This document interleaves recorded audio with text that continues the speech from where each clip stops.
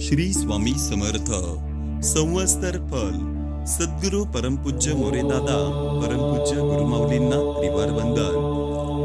श्री गणेशाय नमः. श्री सरस्वती नमः. श्री स्वामी समर्थ गुरुमाऊली चरणार्पणमस्तु.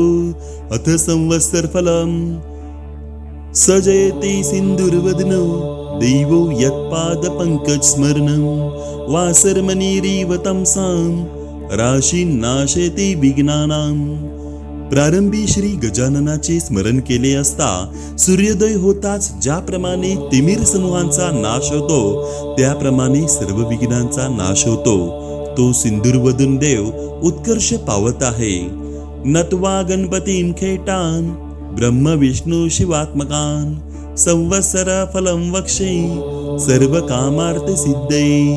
सर्व कार्यांची सिद्धी होण्याकरिता श्री गणपती ब्रह्मा विष्णू आणि महेश्वर यांना नमस्कार करून संवत्सर फल सांगतो. नूतन संवत्सर सुरू होते त्या दिवशी घरोघर ध्वज व तोरणे उभारावीत.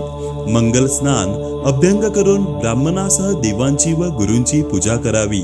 स्त्रिया व मुले यांना वस्त्रालंकारांनी भूषित करून उत्साह करावा. ज्योतिषाचा सत्कार करून त्याचकडून वर्षफल श्रवण करावे म्हणजे हे वर्ष लाभप्रद होईल. प्रथम मंगल स्नान करून अमृतापासून उत्पन्न झालेल्या कडुनिंबाच्या कोवळ्या पानांचे चूर्ण करून पुढे सांगितल्याप्रमाणे भक्षण करावे म्हणजेच व्याधींचा नाश होऊन सुख विद्या आयुष्य व लक्ष्मी संपत्ती ही प्राप्त होतात. मिरे हिंग मीठ ओवा व साखर यांच्यासह पुष्पासहित कडुनिंबाच्या कोवळ्या पानांचे चूर्ण चिंचेत घालून रोगशांती होण्याकरता भक्षण करावे. पंचागस्त गणपतीचे ब्राह्मण व ज्योतिषी यांचे पूजन करून याचकांना यथाशक्ती दानाधिकांनी संतोषवून मिष्टान्न भोजन घालावे. नाना प्रकारची गीते वाद्य व पुण्यपुरुषांच्या कथा ऐकून दिवस घालवावा म्हणजे संपूर्ण वर्ष सुखाने जाते. राजाचे फल श्रवण केले असता वैभव अचल होते. प्रधानाचे फल श्रवण केले असता कुशलता प्राप्त होते. अग्रधान्येशाचे फल श्रवण केले असता लक्ष्मी स्थिर होते. मेघाधिपतीचे फल श्रवण केले असता वाणी सुरस होते. रसाधिपतीचे फल श्रवण केले असता धार्मिक बुद्धी स्थिर होते. पश्चात धान्याधिपतीचे फल श्रवण केले असता दीर्घायुष्य प्राप्त होते. चैत्रे पुण्यमये वसंत समये नव्यं फलं वार्षिकं नित्यं या शृणुयाद गौगदल्लं चायुर्यशा. श्रीकरं वेदा विष्णु हरो रविन्दु महीजा सौम्य गुरुर्भार्गवो मंदगु सखीशस्य शत्रुदल्लं कुर्वन्तु सर्वे ग्रहाः. प्रतिवर्षी वसंत ऋतूत पुण्यकारक अशा चैत्र महिन्यात नवीन वर्षफल श्रवण केले असता पातकांच्या ओघांचा नाश होऊन आयुष्य यश व लक्ष्मी यांची वृद्धी होते. ब्रह्मा विष्णू महेश रवी चंद्र मंगळ बुध गुरु शुक्र शनी राहू व केतू हे सर्व शत्रूंचा नाश करोत. वर्ष प्रतिपदेच्या दिवशी जे भक्तिपूर्वक संवत्सर फल श्रवण करतात ते रोग दुःख व दारिद्र्यरहित होऊन आनंदाने व धनधान्यांनी युक्त होतात. सूर्य तुमच्या आरोग्याची वाढ करो. चंद्र यशाची, मंगळ ऐश्वर्याची, बुध बुद्धीची, गुरु हा गौरवाची व शुक्र कोमल वाणीची वाढ करो. शनी आनंद व राहू बाहुबल देवो आणि केतू तुमच्या कुलाची उन्नती करो. तिथीच्या श्रवणाने वैभव स्थिर होतात. वाराच्या श्रवणाने दीर्घायुष्य प्राप्त होते. नक्षत्र श्रवणाने केलेल्या पापांचा नाश होतो. योगाच्या श्रवणाने वियोग नाश होतो. कर्णाच्या श्रवणाने सर्व इच्छा पूर्ण होतात. ज्योतिषांकडून नित्य पंचांग श्रवण केले असता सिद्धी प्राप्त होतात.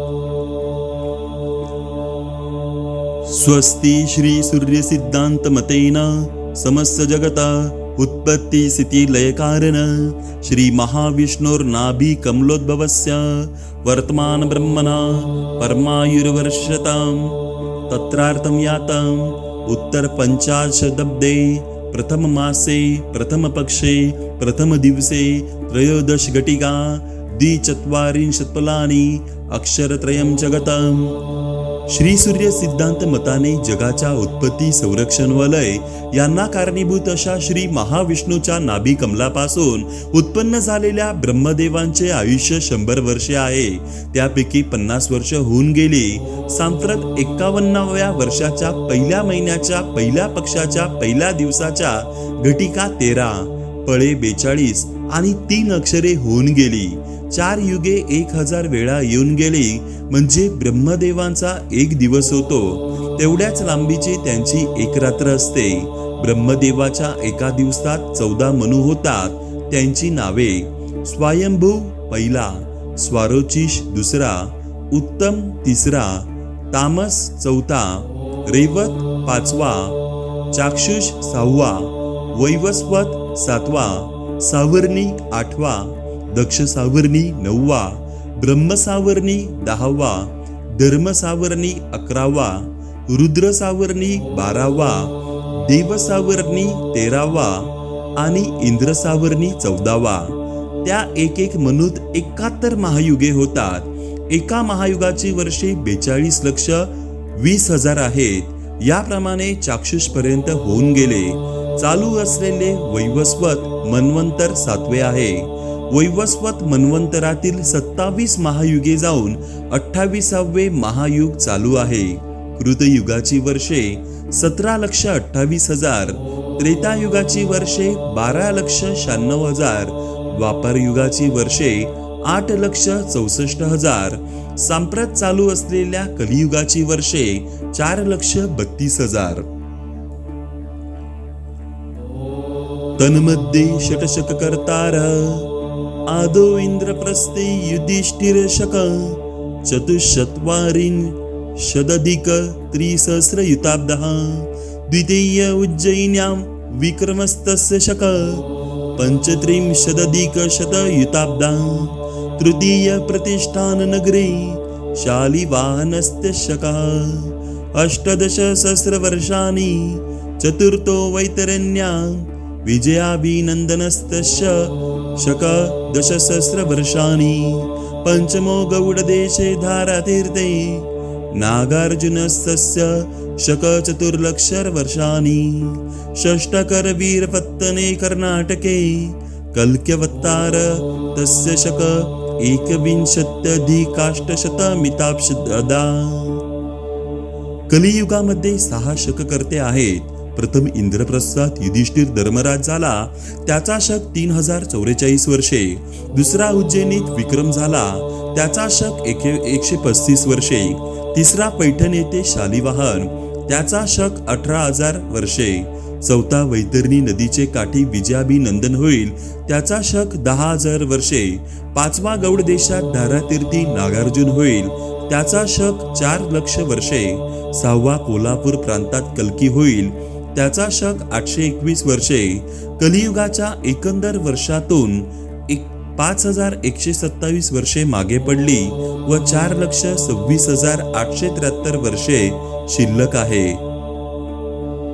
अत स्वस्ति श्रीमन्रूप विक्रमार्क समयातीत गुजराती संवत 2082 पिंगल नाम संवत्सरे मारवाडीय संवत 2083 कालयुक्त नाम संवत्सरे तथा श्री मनरूप शालिवांशके 1948 पराभव नाम संवत्सरे राजागुरु मंत्री भौमा कोशाधिप शुक्रः मेघाधिप चंद्रः पूर्वसस्याधिप गुरुः सेनादुर्गयोदरिप चंद्रः क्षत्रधन क्षेत्रानामधिप गुरुः रसाधिप शनिः आज्ञाधिप चंद्रः मध्यपश्चाद्धान्याधिपः बुध नीरशेष गुरु व्यापार फलकेटक प्रतापानामधिप शनिः व्यवहार वस्त्र काष्ठानामधिप चंद्रः नगराधिप चंद्रः सर्वेषामधिप गुरु इत्यधिपः आदौ संवत्सरफलम् अग्रधन्यमधिकं जलमल्पं बुभृतां भवति युद्धमन्वलं या स्याज्जनो गदवर्षादर्थधामा वत्सरो यदि पराभव नामा. या पराभव नाम संवत्सरात पाण्याचा तुतवडा भासेल. मात्र खरीपातील पिंके चांगली येतील. साथीचे रोग वाढतील. तसेच लोकांमधील भांडणे वाढतील. राजादी फलांची व्यवस्था. राजाचे फल सौराष्ट्र काठेवाड, पंजाब उत्तर प्रदेशचा ईशान्य भाग, वऱ्हाड विदर्भ, दिल्लीच्या पूर्वेकडील प्रदेश आणि पाटणा इत्यादी ठिकाणी.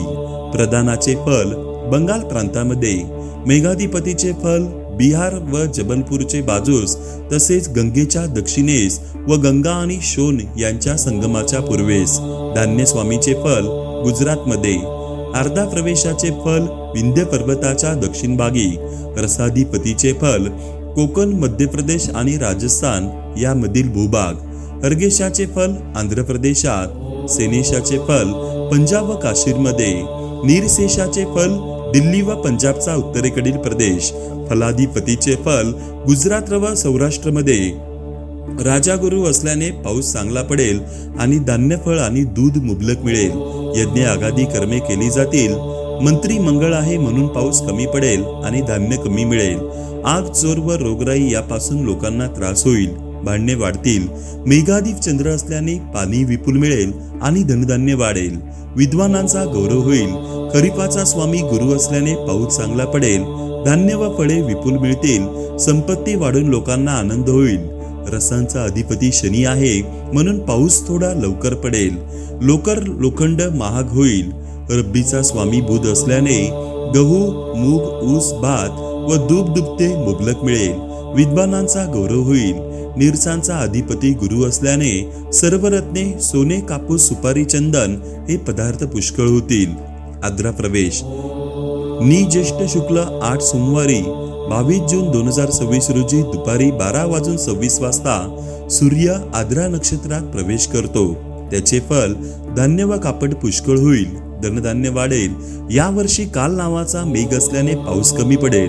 रोगराई वाढून लोकांना दुःख होईल. यावर्षी तक्षक नावाचा नाग असल्याने पाऊस मध्यम पडेल. भांडण तंटे वाढतील. पशुपालक श्री कृष्ण आहे म्हणून जनावरांना आनंद होईल. धनधान्य वाढेल. दूध दुभते भरपूर होईल. मेघ निवास माळ्याचे घरी असून रोहिणी नक्षत्र समुद्रावर पडले आहे. त्यामुळे भरपूर वृष्टी होऊन धनधान्यांचे प्रमाण वाढेल. यावर्षी 3 आडक म्हणजे पर्जन्यमान मध्यम असून त्यापैकी 6 भाग नद्या व पर्वत यावर आणि 4 भाग भूमीवर याप्रमाणे इंद्र वर्षाव करेल. तिथींच्या श्रवणाने लक्ष्मी प्राप्त होते. वाराच्या श्रवणाने आयुष्याची वृद्धी होते. नक्षत्राने पातक जाते. योगाने रोगांचे निवारण होते. कर्णाच्या श्रवणाने चिंतित मनोरथ सिद्ध होतात. सर्वांच्या श्रवणाने नित्य गंगा स्नानाचे फल मिळते.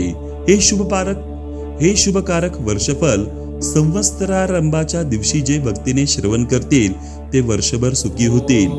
इति संवत्सर फलम संपूर्णम. श्री गजाननार्पणमस्तु. शुभम भवतु. श्री स्वामी समर्थ महाराज की जय. श्री गुरुदेव दत्त. श्री त्र्यंबकेश्वर महाराज की जय. गंगा गोदावरी माता की जय. सद्गुरु परम पूज्य मोरे दादा की जय. श्री स्वामी समर्थ गुरुमाऊली की जय. भारत माता की जय, की जय, की जय, की जय, की जय.